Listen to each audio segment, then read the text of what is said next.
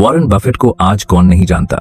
यह नाम आज किसी पहचान का मोहताज नहीं है, लेकिन क्या आप जानते हैं कि शुरुआत में उनकी लाइफ इतनी आसान नहीं थी। वो एक मिडिल क्लास फैमिली से थे। अपने बचपन में वॉरेन बफेट पेपर बॉय का काम करते थे और साथ साथ कोका कोला की बॉटल्स बेचकर अपनी जर्नी की शुरुआत की थी। धीरे धीरे उन्होंने अपनी इनकम बढ़ानी शुरू की। इन्वेस्टमेंट को वो बचपन से ही बहुत सीरियसली लेते थे। Warren, you can't spend every dime you earn without thinking. But I was just calculating compound interest. Investment में डिसिप्लिन और पैशन ने उन्हें एक नॉर्मल लड़के से दुनिया का सबसे अमीर इंसान बना दिया। लेकिन उनकी जर्नी आसान नहीं थी। बचपन से ही उन्हें कई परेशानियों का सामना करना पड़ा। वॉरेन बफेट की माँ बहुत स्ट्रिक्ट थीं। वो उन्हें और उनकी बहन को डांटती थीं और कई बार वर्बली अब्यूज भी करती थीं। असल में उनकी माँ लेला बफेट डिप्रेशन और मेंटल इलनेस से परेशान थीं, जिसकी वजह से घर का माहौल काफी मुश्किल रहता था। जहां ज्यादातर पेरेंट्स अपने बच्चों को बहुत प्यार करते हैं, वहीं वॉरेन को बचपन में ज्यादा इमोशनल सपोर्ट नहीं मिला।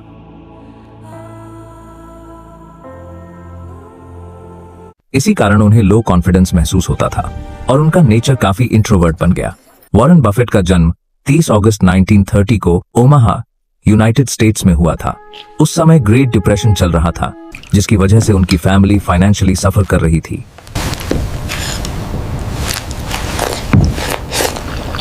उनके फादर हार्वर्ड बफेट की जॉब चली गई थी, इसलिए वॉरेन को कम उम्र में ही फैमिली को फाइनेंशियली सपोर्ट करना पड़ा।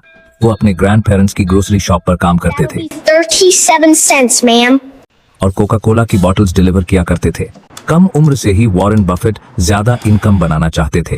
15 साल की उम्र में उन्होंने न्यूज़पेपर डिलीवरी का काम शुरू किया और उस समय वो मंथली $175 अर्न कर रहे थे।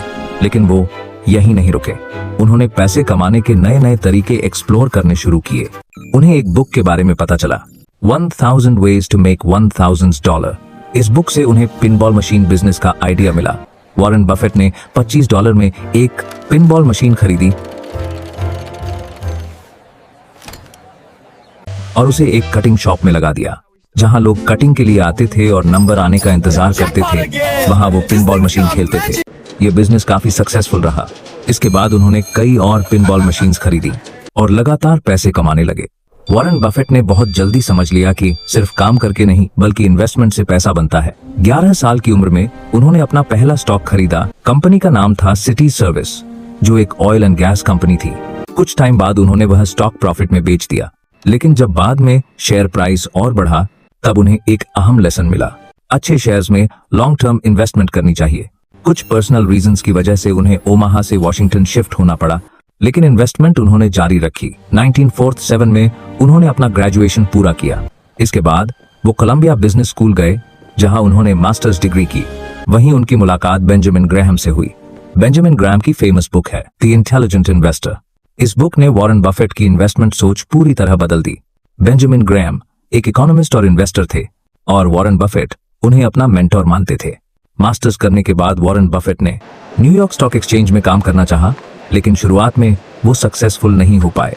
1962 में वॉरेन बफेट ने बर्कशायर हैथवे नाम की टेक्सटाइल कंपनी में एक बड़ी अमाउंट से एंट्री की। इस कंपनी के ओनर का नाम सीबरी स्टैंटन था। वॉरेन बफेट धीरे धीरे कंपनी के मेजॉरिटी ओनर बन गए। 1964 में उन्होंने अपने शेयर्स बेचने का प्लान बनाया। सीबरी स्टैंटन ने उन्हें 11.5 सेंट्स का ऑफर दिया, लेकिन बाद में उन्होंने वॉरेन बफेट को धोखा दे दिया।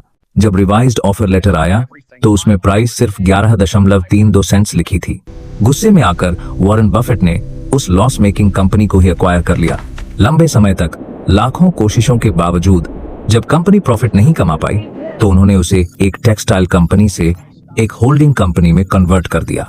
इसके बाद वॉरेन बफेट ने कोका कोला और जिलेट जैसी कंपनीज में हैवी इन्वेस्टमेंट की। शुरुआत में लॉसेस भी हुए, लेकिन उन्होंने पेशेंस बनाए रखा। लेटर कोका कोला एक हाईली प्रॉफिटेबल कंपनी बन चुकी थी। वॉरेन बफेट का साफ मानना है, ग्रेट कंपनीज को लॉन्ग टर्म होल्ड करने से ही वेल्थ बनती है।